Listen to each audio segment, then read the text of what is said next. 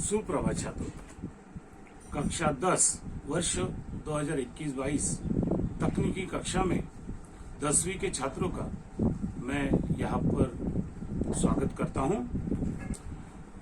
छात्रों, इस कोरोना महामारी में आप और आपका परिवार सकुशल होगा ऐसी उम्मीद करता हूँ। छात्रों, पिछले साल आप कक्षा 9 में थे, अब इस साल कक्षा 10 में आए हो। वर्ष 2021-22 में आपको वही किताब है साहित्य सागर। ये जो पाठ है, हमने बात अटन्नी की, काकी, महायज्ञ का पुरस्कार, अपना अपना भाग्य, ऐसे पाठ लिए थे। उसके आगे के बचे पाठ 10वीं कक्षा में हम पूरे करेंगे। प्रदीपिका आपको व्याकरण के लिए यही पिछले साल की किताब है। आपको इसमें से बचे हुए निबंध, शब्द संरचना, पत्र लेखन, इसके बारे में पढ़ाई करेंगे। उम्मीद करता हूं अब तक मैंने जितने आपको पीडीएफ भेजे थे, माना कि उस समय में समय कम था, लेकिन पिछले 2 महीनों से आप घर पे थे। उम्मीद करता हूं बहुत सारे बच्चों ने अपने बड़े कॉपी में वो प्रश्न उत्तर लिख लिए होंगे।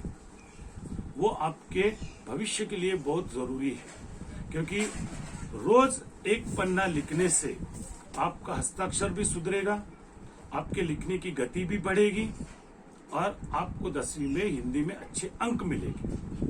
अब आप कहोगे हिंदी में अच्छे अंक मिलाकर हमें क्या फायदा है, हमें तो आगे हिंदी लेनी ही नहीं है। लेकिन छात्रों, सबसे महत्वपूर्ण चीज, यदि आपको हिंदी में 85, 90, 95 मार्क्स मिलते हैं तो आपका जो अंकों रिजल्ट का, आपके नतीजों का जो प्रतिशत है वो बढ़ जाता है, और अच्छे प्रतिशत के अंकों को आपको पता है अच्छे से अच्छे कॉलेज में दाखिला मिलता है। अब यहाँ पर मेरे हिंदी का जो बच्चों के मार्क्स देखे पिछले 2-3 साल से, तो 15 से 20 बच्चे 90% के ऊपर, 90 अंकों के ऊपर वो प्राप्त करते हैं। सबसे ज्यादा 98 मार्क्स एक छात्र ने पिछले 2 सालों में प्राप्त किए थे। बहुत ही आसान यहाँ पर मार्क्स बटोरने का तरीका है। उसके लिए पहले आपको ये प्रश्न पत्र है, इसको समझना चाहिए। इस प्रश्न पत्र के हिसाब से आपको पढ़ाई करनी है। अब ये जो एक किताब है, ये पूरे 40 मार्क के लिए है, और ये जो दूसरी किताब है, इस पर 40 मार्क का प्रश्न आते हैं। हमारी प्रश्न पत्र है वो 2 विभागों में विभाजित है। ये पीछे भी बताया, फिर भी अभी 10वीं कक्षा की शुरुआत कर रहे 2021-22 के लिए, तो मेरा बताना काम जरूरी है, ताकि आप इस हिसाब से अभी तक पढ़ाई को नहीं लगे होंगे 10वीं के, तो अभी लग जाओगे। यहाँ पर सेक्शन ए, ये 40 मार्क का है। इसमें पहला ही प्रश्न निबंध का होता है। 5 ऑप्शंस निबंध के आते हैं। उसमें एक चित्र वर्णन का भी ऑप्शन होता है, विकल्प होता है। उन 5 में से आपको एक का उत्तर लिखना होता है। वो कुल मिलाकर 15 मार्क का, मैं सेक्शन ए की बात कर रहा हूँ। सिर्फ और सिर्फ व्याकरण के ऊपर सेक्शन ए 40 मार्क का आता है, तो 15 मार्क का ये प्रश्न आता है। दूसरा प्रश्न आता है निबंध का, औपचारिक और अनौपचारिक, इन दोनों में से आपको एक पत्र लिखना है।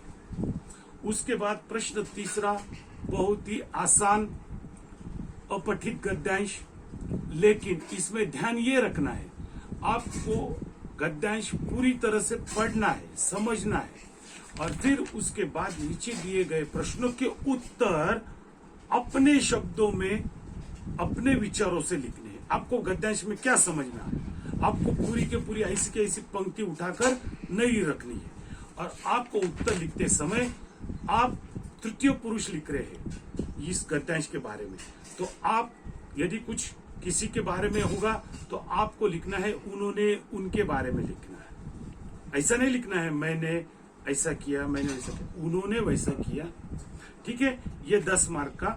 और फिर शब्द संरचना, यहाँ पर देखिए, जैसा कि विलोम शब्द, यहाँ पर विशेषण रूप, यहाँ पर शुद्ध रूप लिखने हैं, मुहावरे लिखने हैं, और कोष्टक में ब्रैकेट में दिए गए निर्देशानुसार जो आपको परिवर्तन करना है, ये पूरा व्याकरण है, प्रश्न जो चौथा है वो 8 मार्क का। मैंने कुल मिलाकर अभी आपको विभाग 1 40 मार्क का समझाया। अब विभाग 2 जो है वो पूरा आता है साहित्य सागर किताब के ऊपर, इस किताब के ऊपर, ये 40 मार्क का होता है। इसमें कुल मिलाकर इस किताब के ऊपर 5 प्रश्न होते हैं।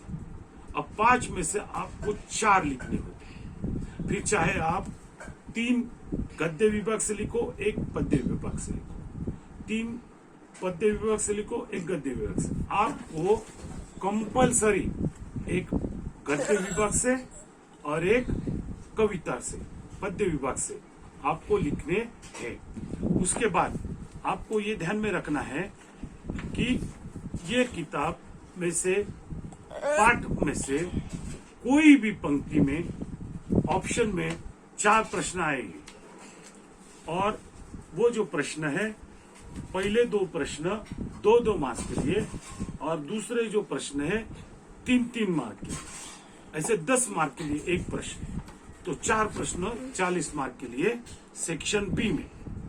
इतना हो गया। पाठ की पढ़ाई जारी रखेंगे। धन्यवाद।